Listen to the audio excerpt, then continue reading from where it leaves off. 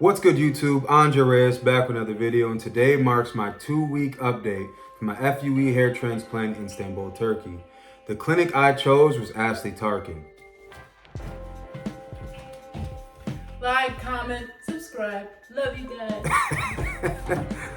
I just want to thank everyone for commenting, subscribing, as you heard her say. And if you haven't subscribed, consider subscribing, watching my old videos where I break down step-by-step process of getting a hair transplant in Istanbul, Turkey at Asli Tarcan.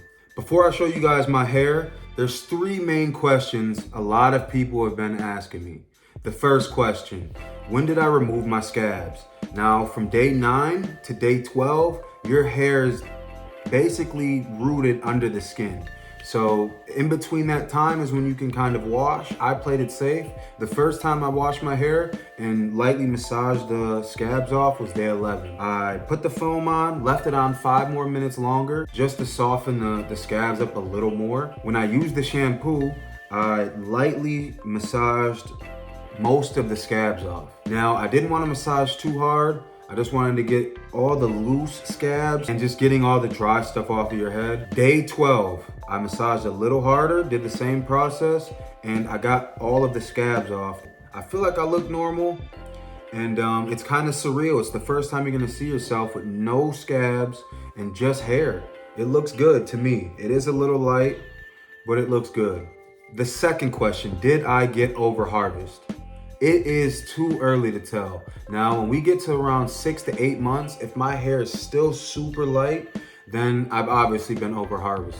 I keep getting questions, did you get blotched? Did you get over harvest? I think it's kind of two of the same thing. I guess if I can separate them, I would say blotched is just like small circles of where they over harvest your head. And over harvesting in general is just, they did a good job taking the grafts out and spreading it out on the back of your head, but they just took too much out.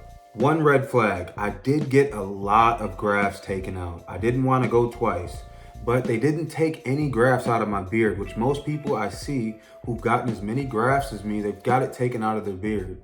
Some things I'm gonna do, I'm just gonna use certain shampoos, certain medicines. I might get on finasteride microdosing. And also I'm gonna keep looking into SMP. That's when you get small dot tattoos. Looks natural, and it gives you the illusion that your hair is a lot more dense than what it is. With that, density. Again, it's too early to tell. Around the 6 to 8 month mark, we can revisit these questions and kind of get a better idea of what kind of job Asli Tarcan actually did. Some red flags. In my hairline, I can post a picture of it.